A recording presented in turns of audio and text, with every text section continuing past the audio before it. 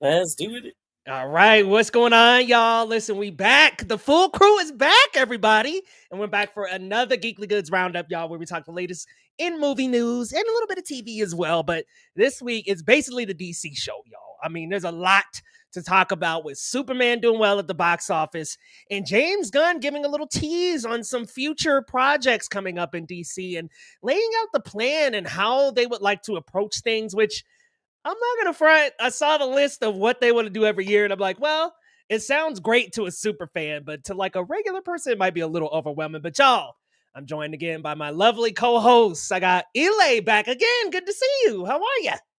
I'm great. I would love to say I feel rested. I feel refreshed, but I need vacation for my vacation. Like Amen. but I had so much fun. Went to Chicago for like almost a week. Saw my best friend. It was great. So I'm happy to be back though. Ooh, yeah, Chicago's a great place. I'm looking at moving there next year.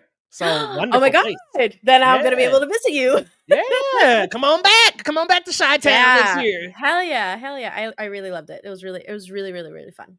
Dude, so we're like all over. We got Lo over in the Big Apple. What's up, Lo? Yeah, Cali Kid repping over here in the East Coast. I'm on East Coast time. Everything's funky. But from Eli over in Chicago, now I'm in New York for a week. We are just globetrotting here at Geekly Goods, man. I'm having the time of my life, minus the worst thunderstorm I've ever seen, man. Somebody turned a hose on and just started pouring it down Times Square, man. I was having fun until I wasn't. Man, oh man, it gets rainy here in Colorado too, so I know how that goes, brother. Yeah. We probably went from like nice to that, didn't it? It was warm, humid. I was wearing shorts, a t-shirt, and then boom, shower. And I soaked head to toe, socks, underwear, all of it. Oh my god, dude. Summer in the city, man. Yep, we're in the city.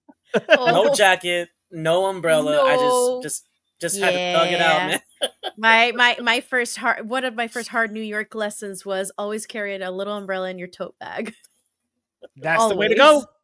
And that's why everyone's got a trendy little tote. You know, it's not just for the trend. It's to carry your supplies with you. You got to go out in the world like it's a hike. Oh my goodness, man! Lesson learned. I'm gonna be ready the rest of the week. Yeah, you learned that lesson. Get a little poncho, maybe a little umbrella. You never know. You really, man. I had a poncho recently, a little tiny one. Came in so handy with this thunderstorm. I was at a concert. Anyways. Yeah, you just never know. Like here in Colorado, the weather changes so frequently that in the backseat, I've got a raincoat, I've got a big long coat, a regular just jacket, and I have a freaking umbrella. I'm like, dude, the weather is just crazy over here, y'all. Nice. Yes, sir. Look who's in the house, Laser, editing his Superman review. Hell yeah, Laser. We're gonna get into that. Absolutely. Good to see you there, Laser.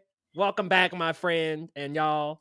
Welcome to the Geekly Goods Roundup. Let's get into it, starting with our box office pulse here. We got to check the pulse of the box office real quick, y'all, and see the exciting news coming out of the box office this week. First and foremost, Superman at number one.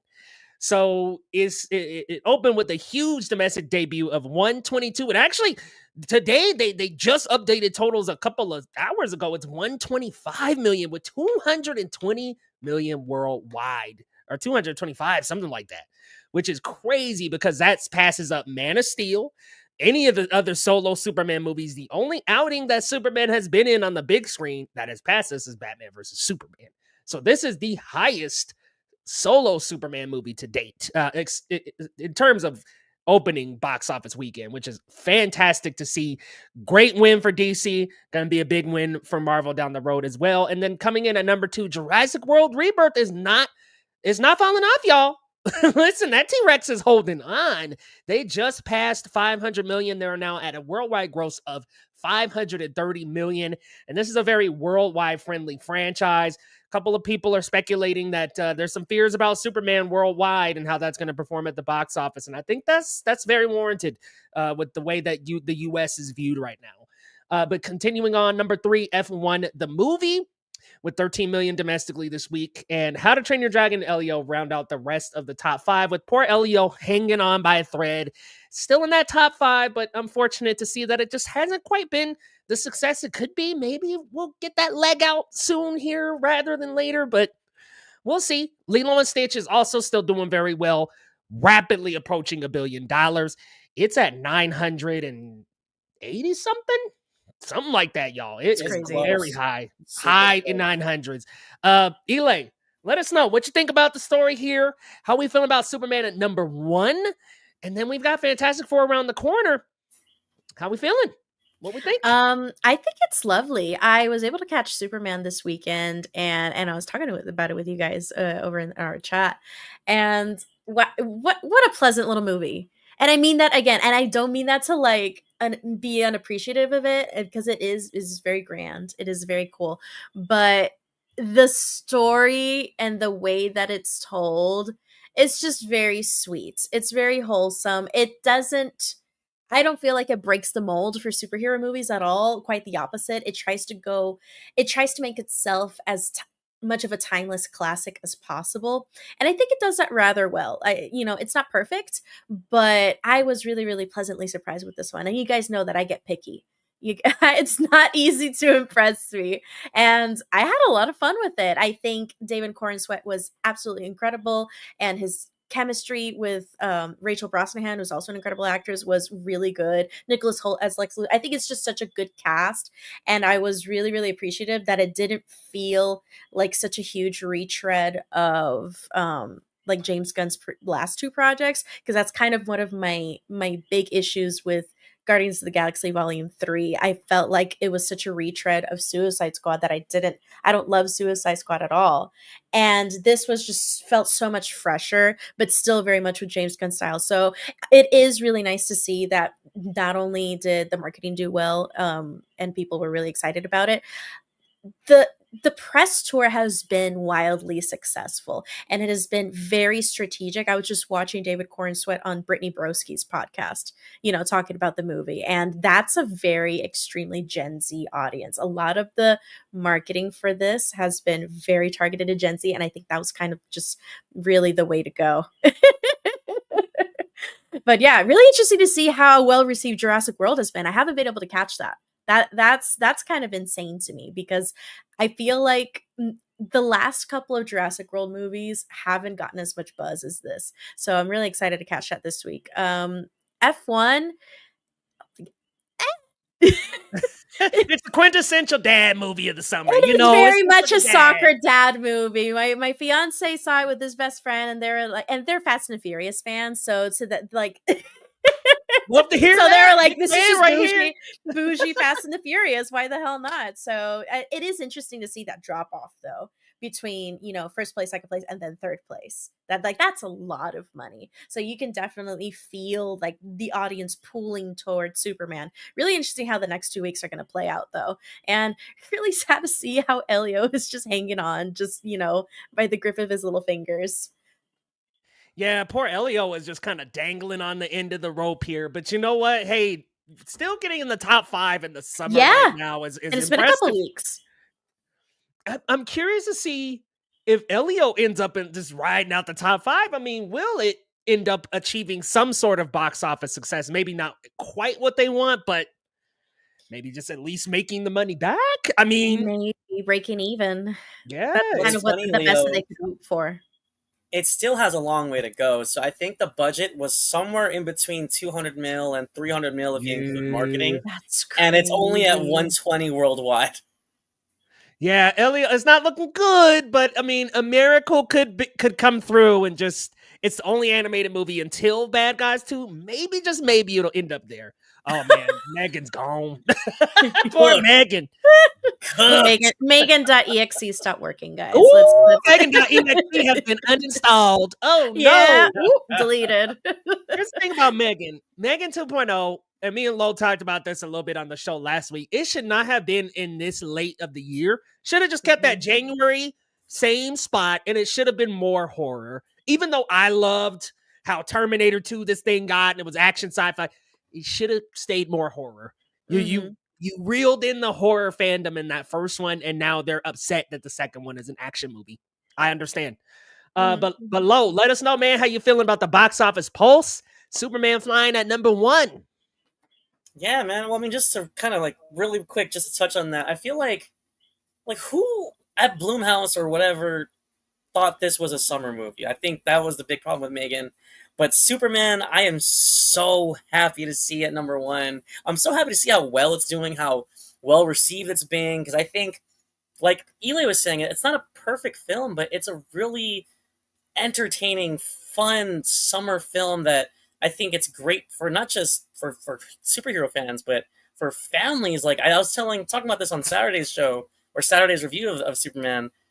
Like I feel like little kids can look at this character again and be like, yeah, I want to be like Superman. I want to get a dog like Crypto. Like I feel like kids can come back into this, and I think that's a really good way to start this universe off. So hats off. I think James Gunn had an impossible task on his hands, but I think more or less he kind of accomplished what he needed to, because I can't wait to see more of David Corn Sweat, Nicholas Hoult, Rachel Brosnahan. Like I want more. And as much as it's not a perfect film, it's pretty awesome. So Very Jurassic World, solid. yeah, and Jurassic World, I don't know where it's gonna end up, but man, people love them dinosaurs, don't they, Eli? I do. You know what? I do too, Lo. I can't say shit. Hey, I honestly, Eli, It's just been circumstances. If not, I would have seen it by now. I was telling Leo I actually liked Rebirth. I know he wasn't feeling it. I actually Ooh. liked it. I I don't know if I. honestly, Yeah. I'm going in with healthy expectations. I'm like, I could hate it or I could love it. I don't know. I don't know, man, because I'm not a huge ScarJo fan. Like, she's Oh fine, man. but it just doesn't feel like, I don't know. It's just a strange movie to see her in. Like, it doesn't fit for Yeah. me right here. But Well, if other you than don't like that, ScarJo, this might be doomed for Yeah, you. this ain't it. probably Yeah, this I'm might like, be this ain't it. shit. She's Yeah, like the main protagonist. I know, but at the end of the day, it's a creature feature. So, Yeah. Well, I will suck it up.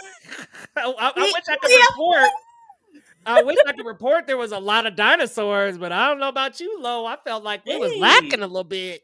I mean, hey, there was some good scares. There was some good set pieces. I'll be honest. The first half of the film is Jaws 2025, but It I like drags too that. long. I like that. Okay. I like the Jaws vibe, and then I'm sure, intrigued. So the more you you guys know, debate, the more intrigued I am. So I'm I'm gonna a lock in. I'm gonna I'm gonna lock in keep it this week. real. I'm gonna keep it real. That first 30 minutes, I was like, how about we just cut that Snoozing. right out the movie, please? Get me to the dinosaurs. I don't give a shit about this family in the middle ocean. Was it Okay, excuse me. I'm giving? going too far. My bad, y'all. I'm Was it going too giving far. and Peter by the way, Jackson's King Kong? Think. Okay, so Gareth Edwards Godzilla. You know how Godzilla's like barely in the movie. Think Gareth Edwards in a Jurassic Park. Damn it! I'm like, my goodness, where the Eli, hell the I dinosaurs? beg you to I please like the watch for creator. yourself. I'm still gonna No, do the it. creator was creator was cool, and also Jonathan Bailey really Ah, nailed this my fine man. this fun balance between Alan Grant and who was his little sidekick in 3, the young one, like Oh shoot, I don't remember that kid's name. yeah, I don't know his name, but it kind of a good balance in between the young adventurer, but also had a little bit of Alan Grant there as well. So Love that. Okay, that sounds interesting. I'll definitely check it out and hopefully have fun with it. But yeah, I don't know. I'm still thinking about Superman. It's still living in here, and I'm like, wow, I really like that ending. I like that ending a lot. I thought it was very sweet, and I did tear up a little bit. I was like, this is very touching. Mm-hmm. So I don't know. I'm probably gonna watch Jurassic World, but I could rewatch Super. Go Could rewatch Might be. Superman. We'll see. We'll see what we'll see what happens this week. Yeah, so we'll also talk a little bit more. Well, I guess we really talked about Jurassic World, but it's interesting how Jurassic World really is like just this worldwide beloved franchise in the sense that it keeps having people come out. $530 million is no laughing matter in its second week out. Let me ask y'all, and I'm going to ask everybody in the chat. Tough luck, Tyler, Laser. Let us know. Do you think Jurassic World will be the one to take the crown out of this? Or are we looking at Superman or Fantastic Four? I'm gonna throw to you first, Lo. Which of the three? Just give us one of the three. You I'll had to say this right choose. now: I did not think Superman was gonna do that well, like doing Mm, over 100 mil first weekend. However, I think Fantastic Four is going to be huge because It could be, because man. because Marvel. I mean, sure, Thunderbolts kind of underperformed, whatever. People come out for Marvel, and I think it's just going to pick up the ball where Superman left it. Like, you know what I mean? Or what's the race, the relay race? Like, Superman's going to hand that baton right off to Fantastic Four, and they're going to finish the race. I think Fantastic Four is going to come out on top. Jurassic World's going to do fine. Superman's going to do fine, but I think Fantastic Four is going to be the movie this summer. Yeah, I mean it's very possible. It's got the strongest spot out of the three. It's after the wave, so you'll have already Superman will already have been out for a few weeks, as well as Jurassic World will already have been out for 3 weeks. Audiences are starving for something new. Eli, which out of the three do you think? I think in terms of box office, I do think Fantastic Four takes it just because of how much of a heavy like last push they're giving right now to the marketing. And for me, I hate it because I don't want to see more. Like I want I to be know. surprised by it, and they're showing so much.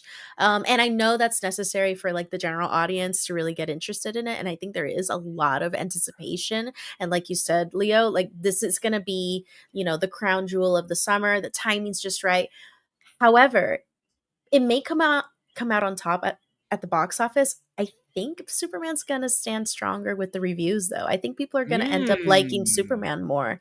I have this sneaky feeling, as excited as I am for Fantastic Four, I have this sneaky feeling the story's gonna be messy because the more TV spots that I see, the more I'm feeling like, oh, guys, I think this is gonna be a bit messy. I hope I'm wrong. I really hope I'm wrong, but I don't know. I have like this sinking feeling in my gut that I think Superman's going to hold up better in terms of the story and in terms of like the audience reception. But people are still going to show up for Fantastic Four. So that's kind of my, two sides of the coin there. I agree with you. I have a take. I think that um Fantastic Four does better with critics, You and think Superman does better with so? audiences. Yes. I think Interesting. Fantastic Four will be I think Fantastic Four will be a little bit more of a critic darling than these last few Interesting. Marvel movies. I Maybe I'm hope wrong, so. I hope but so. I I would think be so. absolutely delighted because, I'm a sucker for critic darlings. I think what is so appealing to Fantastic Four out of any of the other Marvel projects coming up is it does feel like a fresh start. Like as much Hmm. as Superman And it does, looks stylish feels as hell. fresh. Yeah, it feels like it's its own thing in the corner. Like I can just go enjoy Fantastic Four. I don't got to be watching all the Spider-Man movies and all this and all that. I could just go Hmm. enjoy Fantastic Four. And I think Hmm. if they can really continue to push that like retro futuristic vibe, but like, hey, we're doing our own thing over here. You don't got to watch everything else. I think it can end up being really, really loved by the audience. But I'm really curious to see where it lands because Superman got an A- cinema score, just like Man of Steel. So we have the audience about the same, Hmm. maybe even a little higher on Superman than Man of Hmm. Steel. And I'm curious to see where Fantastic Four lands. It might be an A, might be a solid A, might be Might another A be. minus. I don't know, but I think rolling with your point, I agree with you. I think maybe Superman might have a little bit more general audience appeal, but Fantastic Four has a little more critic appeal. That is interesting. And with this, I'll close. I do think that is, and I'm very pleasantly surprised by how political Superman is and how people are still receiving it very positively. Like I Well, haven't. Hold on, real people, real. okay, real, not Twitter folk, not the No, MAGA no, no, no, no, crowd, no, no, no, no, the no, no, no, real no, no, no, no, audience. no. The real audience is really enjoying it, because it is so unsubtle with its messaging, and I Very think subtle. it's very unsubtle. But I do think that it was handled relatively well, handled a lot better. Like James Gunn handled the politics here way better than he did in Suicide Squad. Again, this feels like a much more mature, like more well thought out script than Mhm. Suicide Squad was. So I definitely Yeah. see Oh, James for sure. Gunn's growth for this era of his career. And I appreciate Really, that, and I can see that. And again, I am not a Suicide Squad fan. I have been so disappointed by James Gunn in the past that I really, really, really liked how it was handled. And I really enjoyed that it was handled in such a way that, como te digo, people, mass audiences aren't put off by it immediately because it's not like in your face and clunky about it. It's just very simple, to the point, and just speaks to your humanity rather than online debate, if that makes sense. And it does a really good job too of getting that online Snyderverse. The little monkeys, man. I'm like, yeah, I Yeah, know it's not doing the that. disinformation machine, and it's those little snippets of commentary, like blink and you'll miss it, work so well. And I was like, Mhm. that's funny. First of all, like that's really good comedy, and it's very biting. It's very very biting comedy. So yeah, Mhm. I really was pleasantly surprised with that, and that'll close on Superman. Very very pleasantly surprised. Yeah, it's a really pleasant movie. I mean, it's just it's nice to have a hopeful Superman again, y'all. Like to have a Yeah, Superman that just is saving squirrels and shit like that. That is the optimistic. Superman I've wanted, man. Like the Superman that just feels for everybody, that has this hope for everyone. Nothing against Henry Cavill, but I just want my my Yeah, that's Superman to our farm after saving people. You know what I'm exactly. saying? It's Henry honestly Cavill my was our favorite farming before Superman saving. since Superman and Lois. I was just talking about this with Oh, my fiance. love Superman and that Lois show. is such a wonderful, wonderful adaptation of those two So characters. good. Emphasis on those two characters, not just Superman. Lois is a fully fledged character, and she is here as well. This is the most like fleshed out I've seen Lois Lane since Superman and Lois, and I again really really like that. I think she was such a good character. She had so much presence in the movie versus, again, I'm sorry, I'm gonna continue to compare it to Man of Steel, where you had Yeah, you this gotta. Lois Lane that was just kind of there, and that's not on Amy Adams. That's just on really just poor writing. And that's why I never really enjoyed Man of Steel. And yeah, again, pleasantly surprised with Gunn because I didn't really expect like these very well thought out things to come from Gunn at this stage. Yeah, Superman. I could see it having some legs for a while. I will say I'm worried for Warner Brothers because Fantastic Four will come out, but maybe that'll help both of them. Maybe we'll have an Oppenheimer Double effect feature. again. Who knows? Maybe. I'm just I being think they're both gonna hopeful. make their money back and they're gonna profit well at the end of the day. Absolutely. So speaking of Superman, a big Washington Street Journal article actually came out compiling a lot of information and updates for DC. We're going to go through a couple of the stories. The first one being that James Gunn is considering a spinoff for Mr. Terrific and Jimmy Olsen, which is awesome to hear. Jimmy Olsen, I really would like a Daily Planet spinoff. I want Lois Lane, I want Jimmy, I want the rest of the crew. I don't know that I want just Jimmy or just Lois. Maybe we could focus on Lois. But I think I would like to see more of the Daily Planet crew. But a Mr. Terrific spinoff would be a great way to capitalize on what is going on with Superman right now, because the Penguin, they did the same thing with the Penguin from the Batman. I think this is the perfect opportunity for them to make TV shows what they should be in connection to these movies. Just a spinoff, just a side story. Then that way, if you liked Mr. Terrific in the Superman movie, hey, you can get another little taste of Mr. Terrific in his own show. Or the same with Lois Lane and Jimmy Olsen, you can get a Daily Planet show. I think DC's strategy with TV shows is great so far if we're going to get a similar style and spinoff to the Penguin and the Batman. I'm going to throw this up to you, Eli. What do you think about a spinoff for Mr. Terrific and for Jimmy Olsen? Because I loved Mr. Terrific in this movie. He stole the show from the rest of the Justice He's the League. MVP, Yes, he's honestly. great. He's the MVP. I think his portrayal was so good. The line delivery was really, and it was so easy to mess up, you know? Like that deadpan delivery can be, I'm sorry, so cringe Yeah, most of the it's time. true. And it really, it just ever so teetered on being too much. But he just really it was a very restrained performance in the best way possible. Mhm. And it complemented the story very well. He wasn't there just as a gag. He propelled the narrative. He helped Lois Lane, but he did, it's not like he's just a man who went to save her or something. It's not that Lois Lane was helpless, but I really like the team dynamic, and I really, really like how it was almost a foil to Superman. It's just it kept, out of the many other things that this movie does, it kept Superman very grounded. A lot of people really resist having flawed characters, and we forget that that's what makes characters interesting, and that's what makes them very relatable. So I really do think that there's an opportunity for a Mr. Terrific spinoff to be very like enriching for that character. But the Jimmy Olsen spinoff, he cannot carry that on his own. It's got to be like a Daily Planet, like Office style, or Yes. Superman and Lois style Yes. kind of a series, even if it's just like 10 episodes. Like, I'll see Jimmy Olsen, like Daily Planet goes Riverdale or something, like just for funsies, because I think he's a gag. Ooh.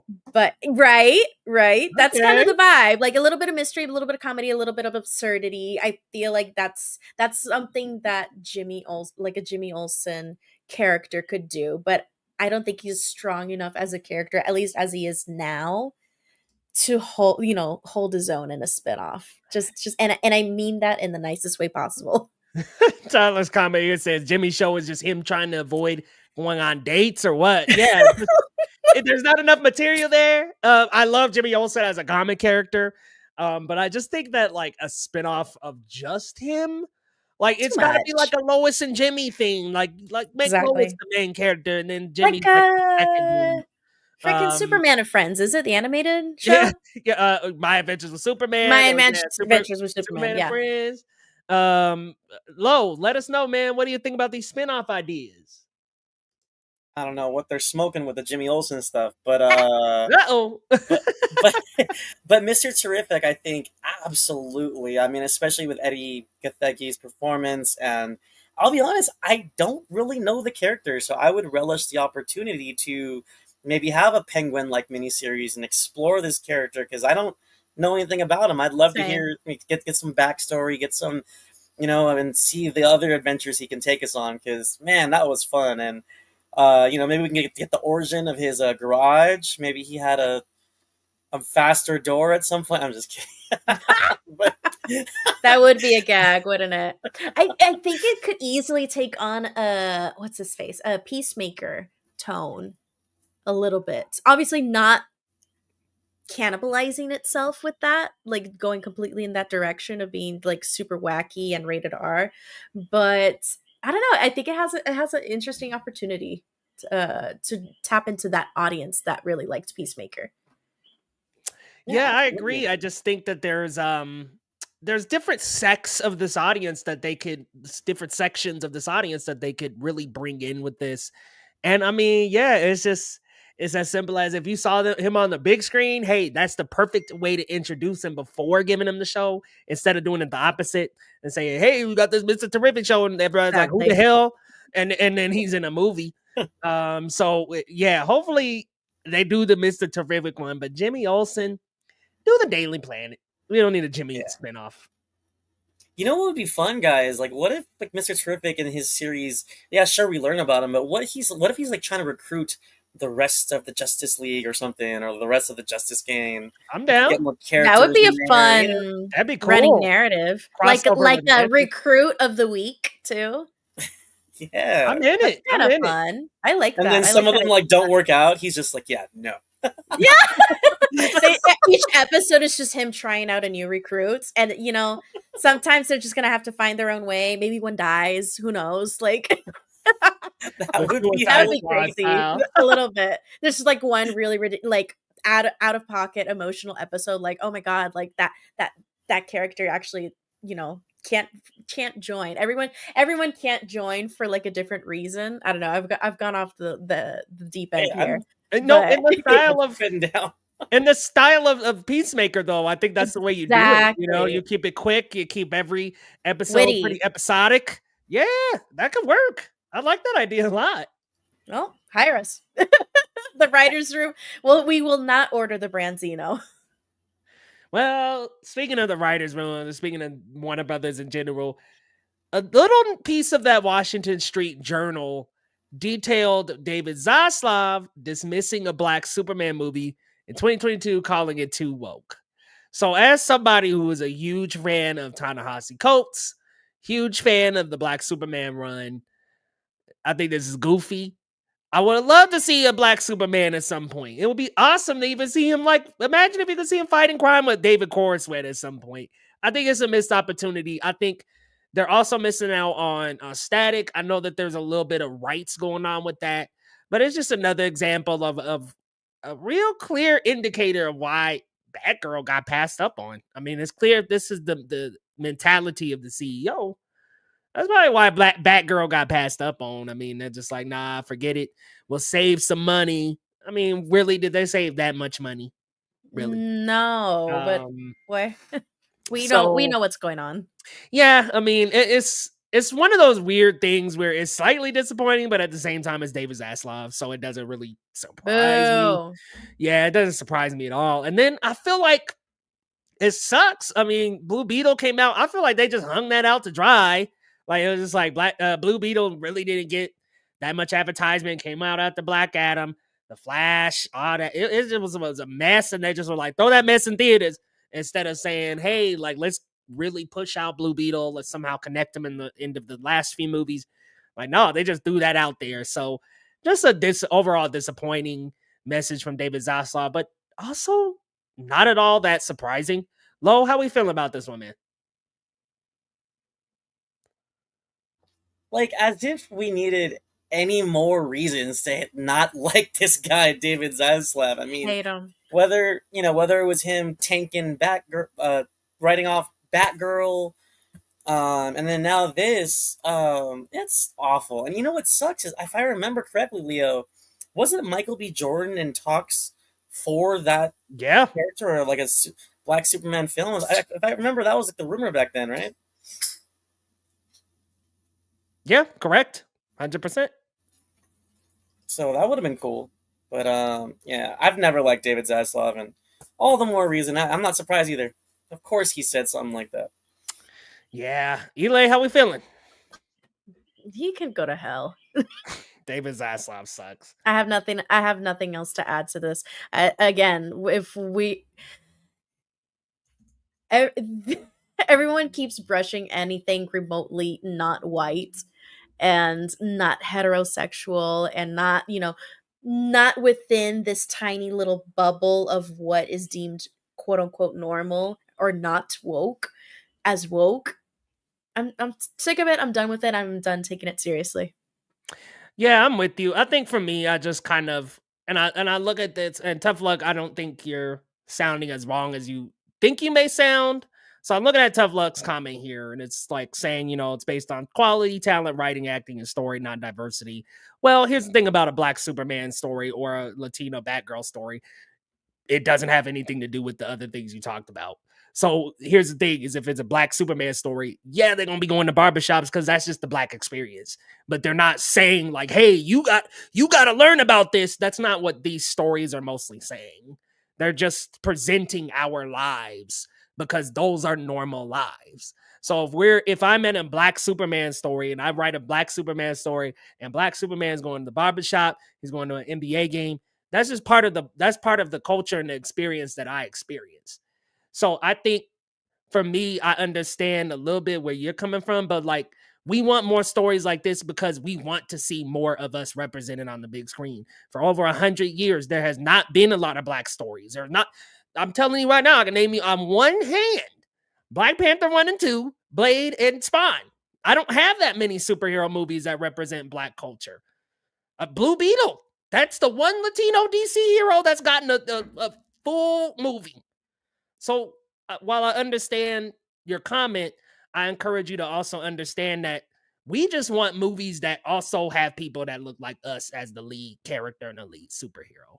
That's what it boils down to. I still haven't got my Static movie. All that stuff with Cyborg happened. It's been a mess. I want a Black Superman movie or a Static or something, but I know clowns like David Zaslav are the ones up top, so it's not going to happen, unfortunately.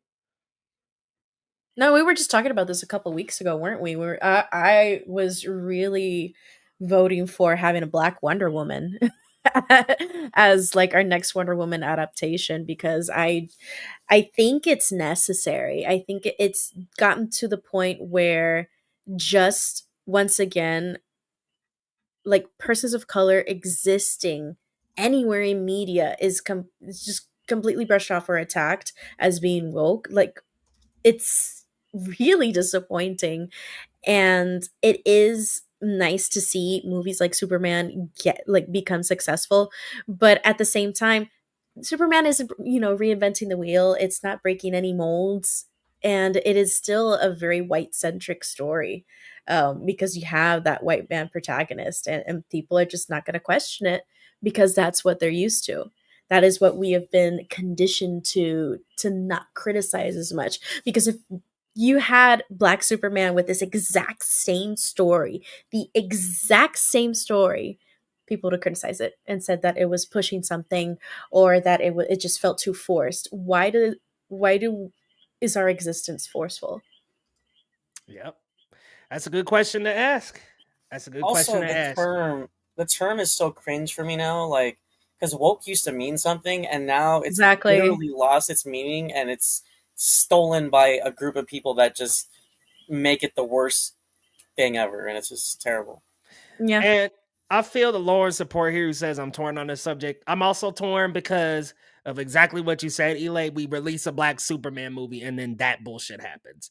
So it's like, yeah, like I'm torn too, because I'm like, well, damn, if you release a Black Superman movie, it's gonna get torn to shreds. Look at what happened to Ironheart. Torn to shreds before people even watch the fucking show. Torn. Yep. I mean, Yep. if y'all want to see, go to my YouTube Shorts reviews and go to Ironheart. And there's about 300 comments of people just tearing this shit to shreds. It's unfortunate. Very unfortunate. No, but I think it's just, I think we should just keep resisting and not be intimidated, as really difficult and devastating as it is. What the alternative is, conform, and I don't know. I don't agree with that either. Yeah, I don't either. That's why it's such a hard topic, because it's like you want more of that, but these guys are not going to release it because of exactly what I was saying. Unfortunately. And You know, Batgirl, you got no excuse. It was already edited. It I, was ready I, to I gotta release. say, I mean, Shaq's portrayal was pretty bad, but I would love to see another John Henry movie.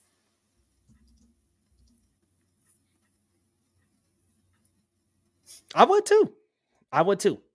I completely erased that movie from my mind, Shaq and Steel, though. I'm trying Completely to erased. recover the memory, Loretto. I'm so sorry. What are we Well, talking about? well, to be fair, Shaq's interpretation of Steel wasn't very comic accurate. I mean, I think there's a different version of John Henry out there that would be a lot better. And by the way, Eli, please don't watch Steel because it's not even so bad it's good. It's just Okay. bad. Okay, I will leave it be. It's bad. But you could look up the trailer or like the poster, but don't watch the movie. Okay. It's so Okay. bad. I get word. It's pretty bad. It's pretty bad. But Oh. we'll continue on this one here. We'll continue to the next story. But I will say, I would love to at least get us a static. Like, we need a static for real. Man, I remember, what was it? Young Justice. Man, what a good freaking show. Oh, Young Justice. No. Why would you say that, Tyler? Oh my Why would you goodness. say that? Tyler. Absolutely not. That would have been No, great. They put Nicolas Cage, they Nar. put George Clooney, and they resurrected Christopher Reeve. They might as well put Shaq in there. Zaslav What had something to do with that. horrendous. I don't have proof, but I also cannot deny. Oh yeah, Steel was his Superman and Lois, which I was remember that. freaking awesome. Yeah, remember he had the hammer and Natalie was his daughter and stuff, and they traveled over from the other Earth. Remember that? No, Yeah, I don't. John Henry Irons, man, he was great in Superman and Lois. Oh, okay, Yeah, sorry. he was awesome with My the star. memory. Kind of looked like Seal. Yep. I Yeah, got. I'm kinda seeing looked the like pictures Seal. now. Didn't he look like Seal a little bit? I was like, he about to show up in one of these. Man, that show was fun. That show was really fun and silly. There used to be a okay. Moving off the rails. All right, y'all. We got one more story to chat about. We've got Nerja 2. I just learned it was pronounced Nerja. Nerja is going to have an English dub, and it's coming to theaters August 22nd from A24. with Michelle Yeoh voicing a lead role. Now, I don't know if that means she's voicing this main character here or if she'll be voicing another major character. But guys, this is awesome because this is the highest grossing worldwide movie of the year. It's not Lilo and Stitch. It's not Fantastic Four or Jurassic World. It is Nerja 2. So I've been looking forward to watching this movie. I didn't get the chance to see it in sub. I think before I go watch it in dub, I'm gonna give it a sub watch just to watch the original subtitle. I love foreign film anyway. So I would love to indulge in its original Chinese language first, then go see this one. But what's really nice about this story is they have a Chinese actress involved. Like, yeah, I want a Chinese cast, man. I want a Chinese cast for this one. But Lo, what we thinking about Nerja 2 coming to theaters in English dub with Michelle Yeoh and Lee Roll? You know, hats off to the highest grossing animated film of all time. I haven't All seen time. the first Crazy. one. Yeah, right. And I haven't seen this one, but I'm excited that A24 is gonna put this out there. And I mean, normally I'm subs over dubs, but every once in a while we get a couple good ones. Like there's Studio Ghibli always has a couple of dubs that aren't too bad because they always get some pretty decent actors doing them. Like I'll be honest, I liked the dub version of Boy in the Heron. Robert Pattinson was at his weird best with his little quirky voice for the Heron in that one. And yeah, I think if they get a good cast surrounding Michelle Yeoh, I think it should be fun. And I'm very curious to see what the hype is about because, like I said, I'm not familiar with the franchise. So same. It seems very beloved in China. And I want to see what it's all about, man. Yeah, Tyler saying all this love should have been for K-pop Demon Hunters. Yeah, you know what? I gotta go. I gave it that love. I gave it that love, Tyler. So, no BS from me. I love K-pop Demon Hunters, and I continue to spread the good word. What do you think about this one? You excited?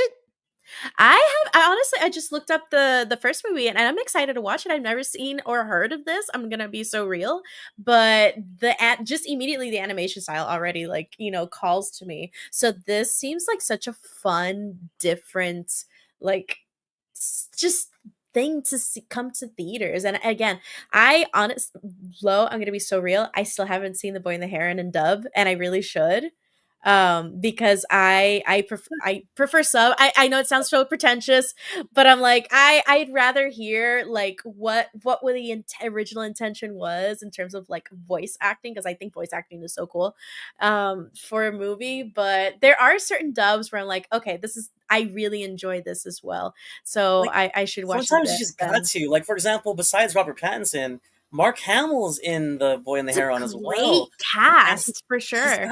He's got such a great voice. So sometimes they get it right, and it just sounds really cool. So yeah, that's how I feel right now with I was watching the season finale of Apothecary Diaries, and I started watching that show like just passively with the dub, and those voice actors are so fun. Like they're so they really really do care about sounding accurate to the characters in English, and I appreciate that, because then it just doesn't feel like so disjointed when you hear that translation.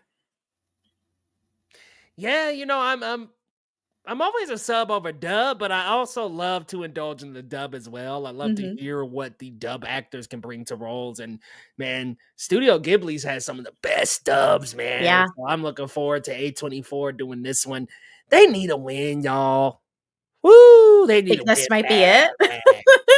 Because I mean, what did Materialists do? Did Materialists do okay? I'm actually looking at it in the top 5. I think we saw it in the top 5 for 1 week. And I think everyone, including, tore it to shreds. Unfortunately, yeah, it's barely in the top 10, and worldwide it's only at 49. I mean, it made its money back, didn't it? No, the budget was more like 75. Oh, that was so not big swing. Yeah, not so good. Saying production budget of 20 million, it needs around 50 million to break even. Damn, it still ain't broke even either. Yikes. Yeah. That's really, the Apple-fication of A24 is going to be its downfall. Yeah. We'll see what happens. Yeah. This is going to be an interesting release, though. I think it's going to do better than The Legend of Ochi, for sure.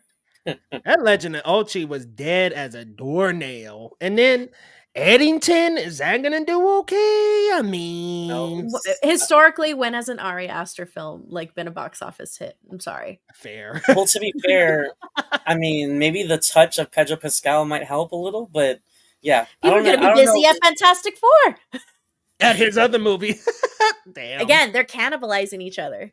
Yeah. Yeah, I don't think it's going to do well, but one can hope. Is Eddington a horror, y'all?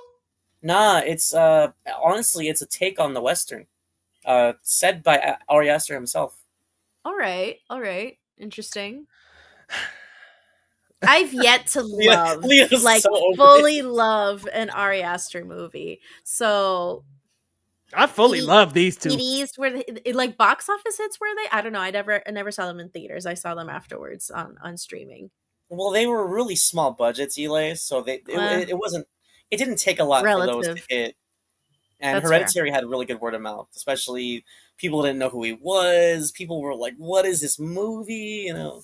Right. Oh, yeah, so that's fair.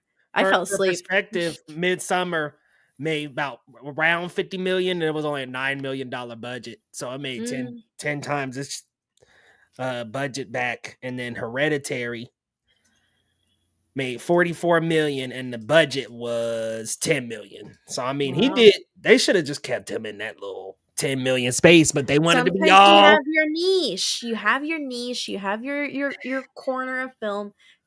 I know we gotta grow and we gotta experiment, but if it ain't broke, like look at Beau is Afraid. I think what is unfortunate about A24 is they decided to do the mainstream thing, and it's like just all they had to do was get the Jason franchise or whatever, Nightmare, or even a Nightmare on Elm Street or something big. Get something like that, make that your mainstream franchise, and everything else need to stay in that little small indie. Let them be known for one big franchise, and that's it. But they did the Legend of Ochi. They're like, we're gonna do Disney over here. We're gonna do rom-coms with materialists and people walking out like that's not the rom-com I thought I was getting. Now we're doing Eddington. It's almost over diversifying. And it's just, and in terms of like genres, again, like what like A24 was at its strongest when it was farming the festival hits. Everything Everywhere All at Once is a festival hit. Minari is a festival hit. Even like Deep Cut Lamb was a festival Oh my God, hit. Lamb. I adore Lamb. Lamb is such a simple yet deeply unsettling movie that says so much without saying too much. It's again, A24 has some incredible movies on its slate because they tend to be sleeper hits. They're not trying to formulate a hit. And now they're trying to do that, and it doesn't work. And I think Materialist was this year's big bet, and it didn't work out for them because at the end of the day, as much like as you invested in the marketing and people still turned out to the movie theaters. Yep. If the movie isn't if it's not what you marketed, okay. But if it isn't at the very least better than what you marketed, it's not going to work out for you. No one's going to go back to see it. Nobody's going to like tell their friends at work the next day, oh, you should go see this movie I saw this weekend. Like it's just so many issues with that. And it is really unfortunate because again, and I talked about it a couple weeks ago. And I also went in on that with the squad over on the PRCA podcast. I appreciate Celine Song being given the freedom that she did with the script, but I think the same thing can be said for James Gunn's writing after he collaborated with Nicole Perlman with Guardians of the Galaxy. If you're on your own and you have so much freedom, sometimes that could be an issue if you have nobody like kind of reeling you in to focus on the main story. And I think it just got lost in the sauce. Yeah, I think I think the exact reason why they scooped this up and said, we need us is because they looked at that slate and said, oh, snap. We don't have a hit at all this year. I mean, Neon's eating them up. Oh my God, they're eating them for breakfast. It sucks because A24, like you said, they were the festival darlings. And I think whoever's running the studio need to be like, all right, cut the cord on all this popular stuff. Get back to the festival stuff, because they had their crowd. They have their crowd, and they actively abandoned us. I was a big A24 fan. Y'all, I ain't seen one A24 movie this year. Not one.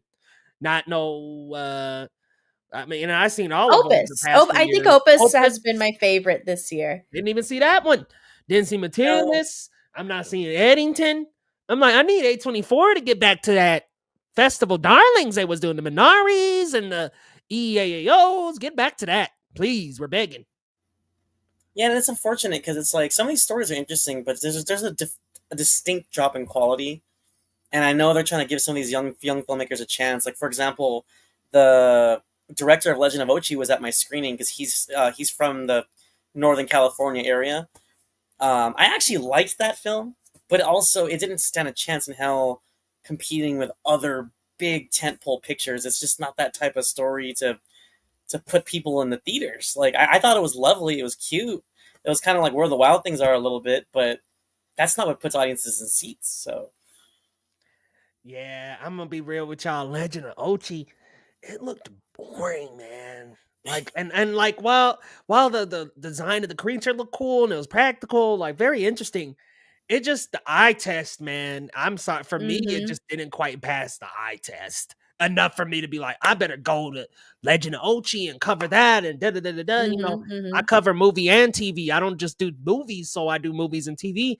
And it's like, well, let me go on over here and watch Ironheart or something else, you know, because it just was not looking good from an eye test standpoint. And I think that's been the case for them for me this whole year. Death of a Unicorn. Materialist looks great. Warfare. It's that Warfare. That looks awesome, but it looks it's like heavy. A certain mood. Yeah. Looks like yeah, and with that was not a War, movie I was running to see, even though I'm sure it's probably pretty good. But and with Civil War last year, y'all, I was like, that just tired me out. I'm not gonna lie. The hierarchy of A24 is about we'll to change. see, and I hope it's for the better. I think it is good. It is such a it's a hard thing to balance, giving younger filmmakers like a chance to release their movies, but I think it also goes to show the scripts that they're greenlighting. I think we need to circle back with that team of people who's like those producers that are greenlighting these scripts and see what are the parameters, what are we looking for, because the reason Past Lives got made is because that script was solid. That script was a bedrock solid. Why are we kind of playing a chance on like let's say flimsier things? Like, I'm sorry, Finn Wolfhard is not a box office draw, guys. No, he's not. he's not even a Netflix draw. I mean, people watching Stranger Things from Max at this point. Literally, because I think Millie Bobby Brown has also kind of lost her luster in terms of like the public eye. But yeah, it is just, it's strange. It's a strange thing to see. I think A24 and Blumhouse are kind of battling it out to see who's the biggest loser. For real. Blumhouse is struggling so bad. But hopefully they turn things around for next year. I mean, listen, the competition has never been steeper. You got Amazon, Apple, everybody else coming out with something. So they just need to turn back to their roots and get back to what it is that made them gold. And that's just the golden goose eggs out of the festival crowd and the kind of weird and obscure, like the smaller movies. They gotta. Oh yeah, Tyler. Lionsgate's cooked. Tyler said it could be worse. Yeah, Legendary's looking into buying them, so maybe they'll turn things around. Yep. Interesting. All right. Well, some food for thought. Right? Like Godzilla crossover with John Wick. I'm down. Well, but Lo, let the people know where they can find you, man, and what you got coming up on your respective platforms. Yeah, y'all can follow me on Twitter and Letterboxd at Marcellus Durden. I'm a proud critic and editor for The Cinema Spot. Follow us on all socials at The Cinema Spot and thecinemasPot.com. We actually just finished a slew of reviews in the past week, starting with Jurassic World. We have a review for Abraham's Boys, a Dracula story, 28 years later, and of course F1 the movie. I have been lacking on my part, but stay tuned. There's a lot of other great film and TV reviews on the site. Check us out at thecinemasPot.com. Yeah, and big shout out and congratulations to John over at the Cinema Spot. He just got approved as a Rotten Tomatoes critic. So shout out to John. Woo! Congratulations. To the club. Eli, let the people know where they can find you. What you got coming up? You can find me at Captain Melendez on Twitter, Instagram, and Letterboxd. You can also find me over at the Puerto Rico Critics Association. We are at PR Critics on Twitter and Instagram. You can also find our podcast, the PRCA podcast, everywhere that you listen to podcasts. And we have, I believe, one of our latest episodes is the one that I was mentioning earlier, the Materialist review between me, Hector, and Ricardo. And we had a really lovely conversation. It was a little bit, you had two contrarians with one person who was, had more of a optimistic perspective on it, and it was a really nice conversation. Awesome, guys. Definitely be sure to go check them out over at the PR Film Critics. I'm gonna be checking that out, Eli, right after I watch Materialist, because I just I'm loving the controversy a little bit. Like there's the kind of quiet controversy behind Materialist where it's it's there's no in between. Yeah, so I'm of the band of, yeah, I understand what she was trying to say. Is still a bad way to say it. Cool motive, still not a great, not great. And then other people are saying, oh, she did that on purpose. She was being, cheeky, and yes, it's supposed to end like that badly because it's a little bit, it's being very critical about how we are in real life and how people settle and and like. And that's why we have these fun conversations. I gotta go check this out. There's just so much tea around this shit. A little bit. I actually enjoyed it mostly. I had some gripes, but I mostly enjoyed it, and I thought, the Need more battle. Did well. It's unfortunate because I love Past Lives. That was my favorite movie of that year, along with Spider-Verse. I think that was one of the problems is that when you debut or out with a picture so good, it's so hard to live up to. It's so hard to live up to. Yeah. Again, another impossible task. Damn, that sucks, man. Well, hopefully she can have maybe it's just a sophomore slump. Hopefully she could have a resurgence in that third movie. It's very I would definitely be, their opening weekend. Mm-hmm. Again, I still think she's an incredibly talented writer. I think she's an incredibly talented director, visually phenomenal. But yeah, I think this story just wasn't a hit. And it turns out, I learned recently in an interview I saw on social media with her, she was a matchmaker herself for 6 months. Oh. So I always love, and this happened to me with Past Lives, I always love listening to Celine Song talk about her movies and talk about the why behind her stories. And even the essays she wrote for A24 for Past Lives was so, it enriched the movie for me. So maybe I just need to, get more into her head about the why of Materialists. Wait a minute. That's a real job? There's real matchmakers out there? Oh yeah. Sully's got a little last minute trip in here. What's going on, Sully? By the way, what's up, man? Good to see you. To stream. Definitely be sure to go check out Sully's content, y'all. By the way, if you haven't, Sully has a fire channel, man. I mean, this dude drops great videos. His reviews are excellent, man. Definitely go check it out. I love trivia, but I'm not cutting my hair, man. I'm sorry. I'll do the Guy Gardner bowl cut if I'm the loser. I'll do it. What you got though, Sully? You got us a quick little question. We actually wrapping up here, so you got a quick question. Hit us with that. But it's disappointing to hear about Materialists. But like you said, Eli, I will also be at the next movie for Celine Song opening weekend.